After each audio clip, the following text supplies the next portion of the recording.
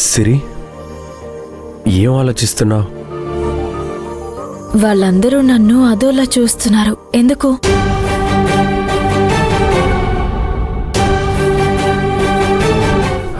నువ్వెప్పుడూ ఈ ఇంటికి రాలేదు. ఫస్ట్ టైం నిన్ను చూసేసరికి నువ్వు ఎవరు, ఏంటి, ఈ ప్రశ్నలన్నీ వాళ్ళ ఫేసుల్లోనే కనిపిస్తున్నాయి. మనం ప్రేమించుకున్న విషయం మీ అమ్మ నాన్నలకు నువ్వు చెప్పలేదా?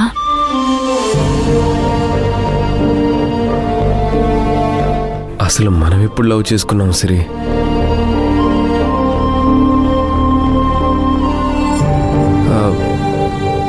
చెప్పలేదు.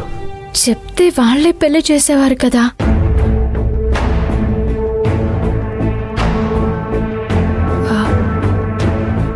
అవును, మన పెళ్ళి ఎక్కడ జరిగింది?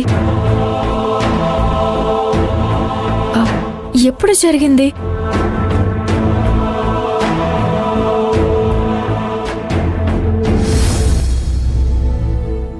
సిరి, ముందు ముందు నీకే అన్ని విషయాలు తెలుస్తాయి.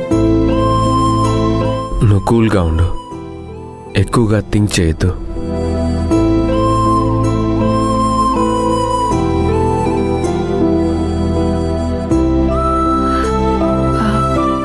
మీ పేరు గుర్తుకు రావడం లేదు. సత్య. సత్య. సత్య. నాకు మీ అమ్మా నాన్నలను కలవాలనుంది. ఎందుకు సిరి? మా అమ్మా నాన్న ఎవరూ లేరు కదా.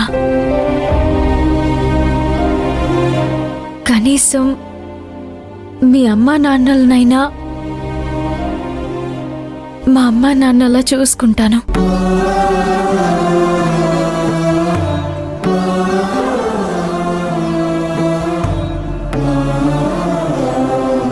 సిరి, నువ్వు నిజంగా గ్రేట్. మా అమ్మా నాన్నను నువ్వు కలిసేది ఇప్పుడు కాదు, ఈ మొమెంట్లో.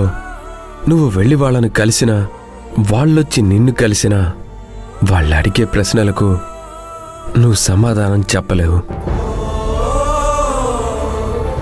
పైగా ఇష్టం లేకుండా పెళ్లి చేసుకున్నందుకు వాళ్ళు నిన్నేమైనా దురుసుగా అనొచ్చేమో.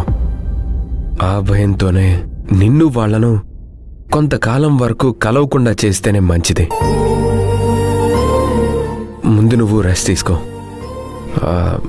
తరువాత నేనే నిన్ను తీసుకెళ్ళి మెల్లగా పరిచయం చేస్తాను.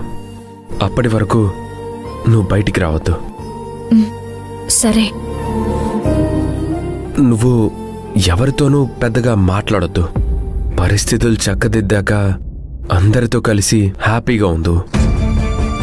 ఇంట్లో కాలు పెట్టగానే అంతమందిని చూశాక నా మనసు సంతోషపడింది. ఆ సంతోషాన్ని అలాగే ఉంచు సిరి. నీ ఆరోగ్యం కుదుట పడగానే అందరితో నువ్వు సఖ్యతగా ఉండొచ్చు.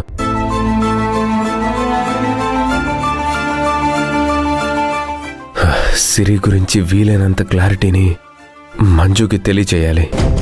అవును, అమ్మ వచ్చేసింది. అమ్మ ఇక్కడుంటే మళ్ళీ గొడవే. మెదిలే ప్రతి ప్రశ్నకు జవాబిస్తాను. సిరి, ఇక్కడే ఉండు, ఇప్పుడే వస్తాను.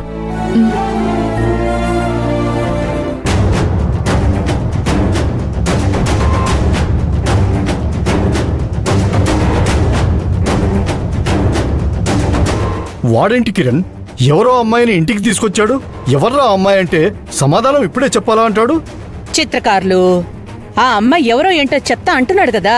మని, నీకు అర్థమయ్యే మాట్లాడుతున్నావా? 2 రోజులుగా ఇంట్లోంచి వెళ్ళిపోయిన మనిషి ఒక అమ్మాయిని తీసుకుని వచ్చి, అది మెడలో తాళిబొట్టున్న అమ్మాయిని వెంటేసుకుని ఇంట్లోకి తీసుకొచ్చాడు అంటే ఆ అమ్మాయి ఎవరు, వీడికి ఆ అమ్మాయికి ఉన్న సంబంధం ఏంటో తెలుసుకోవాలని ఉండదా? చూడు మంజు, సత్యని తప్పు పట్టడం లేదు. నువ్వేం బాధపడకు. ఆ అమ్మాయికి సత్యకు ఉన్న సంబంధం మాత్రం మనకి తెలియాలి. మనం తెలుసుకుందాం.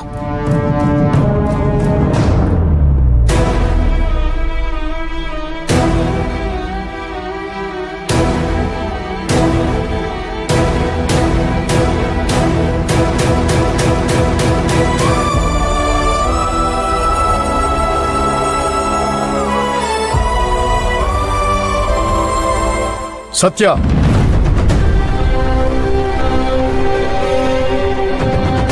ఆ అమ్మాయి ఎవర్రా?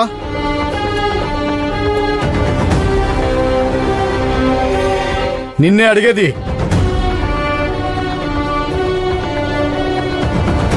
మాట్లాడవేంట్రా? నువ్వు తీసుకొచ్చిన అమ్మాయి ఎవరని అడుగుతున్నాను.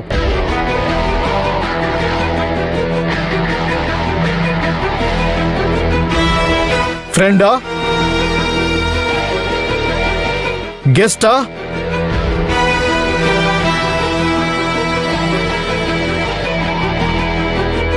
వీడి వాలకం చూస్తుంటే ఏదో కొంప ముంచేలాగే ఉన్నాడు. పిడుగుపాటు వార్త ఏదో మన నెత్తిన వేసేలాగే ఉన్నాడు.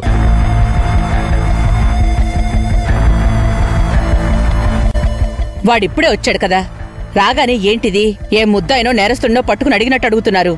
చెప్పాల్సినప్పుడు ఆడే చెప్తాడు. మనీ, తలా తోక లేకుండా మాట్లాడుకో. వాడు వస్తాడని తాళి కట్టిన భార్య 1000 కళ్లతో ఎదురు చూస్తుంటే ఇంకో అమ్మాయిని వెంటేసుకుని ఇంటికి తీసుకొచ్చాడంటే ఆ అమ్మాయి హృదయం ఎన్ని ముక్కలవుతుందో తెలుసా? అది తెలుసుకొని మాట్లాడు.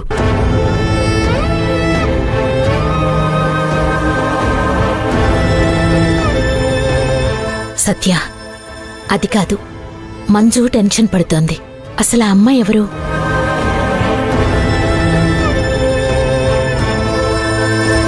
ఏంట్రా, సమాధానం చెప్పవే. ఎవరా అమ్మాయి?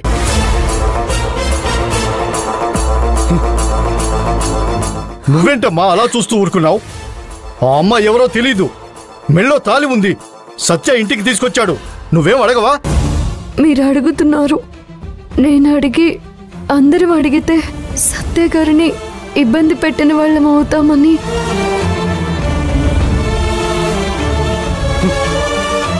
రేయ్ సత్య, వింటున్నావురా? నీకు మంజు దొరకడం ఎంత అదృష్టమో తెలుసా? అరే, ఇప్పటికి కూడా తను నిన్ను అడిగితే ఇబ్బంది పడతావని అడగట్లేదు.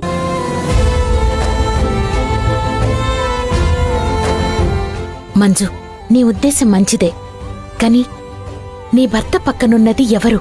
ఆ అమ్మాయి కథేంటి? ఆ విషయాలు అతను చెప్పనప్పుడు నువ్వైనా అడగాలి కదా.